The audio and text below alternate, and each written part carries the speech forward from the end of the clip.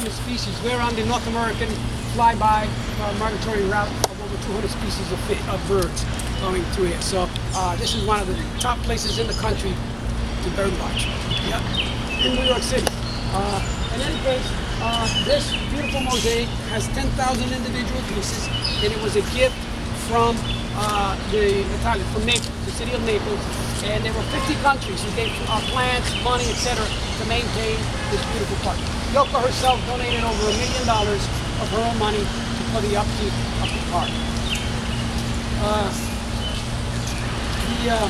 The park itself, everything that you see, there were strawberry fields here, but there were strawberry bushes here, but they discontinued planting them simply because the birds were eating the fruit, and so it wasn't working, so they stopped. Why is it called Strawberry Fields? Strawberry Fields is a place that John would go to when he was a young man with his auntie behind an orphanage that was in Liverpool, in the suburb of Liverpool, England, where he would watch the Salvation Army band play. And he got hooked on music at that early age while attending those concerts and things that he would go to and do. It was also a song that he wrote with Paul McCartney, Strawberry Fields, correct? So why do you have the word imagine? Well, imagine is, according to Rolling Stone, this is his magnus opus. In other words, all the songs that he wrote, you consider this probably his most important and most famous song.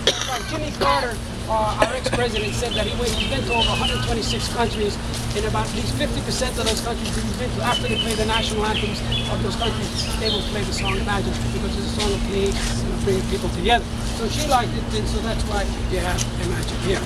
Now this park was built started around 1853 or 1856, and by 1859 they opened the first section of it, and everything that you see here is landscape.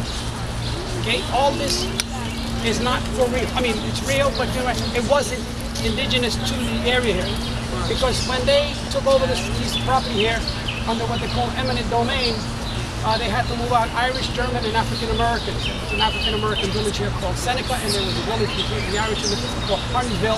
And these guys would work at the piers and at the railroads, and then they would come into their little shacks, and they have goats and chickens and grow stuff here. But when the city took over, it was very rocky, very wet, and it wasn't very conducive to the type of what they wanted to do with it. So eventually they had to bring in over millions and millions of cartloads of soil and throw it here so that they can grow the 26,000 trees that you have and the millions of plants and bushes and flowers that exist here. The only thing that's real here, guys, are the rocks. See those rocks? They're 250 million years old, okay, and it's called schist. Now you guys know that underneath Manhattan, the reason we can build so many buildings is because we have this strong foundation, okay? And it's not everywhere. If you look at the topographical map of New York, you see where the buildings are built. They're built on top of where the schist is, okay? And the Bronx has similar rock. The Bronx, which is one of the boroughs, and it's called gneiss. It's a G-N-I-S-S, I believe is the spelling of it. And so, but if you're confused, say, what is he talking about? Yeah, I'll give you an easy way to remember this.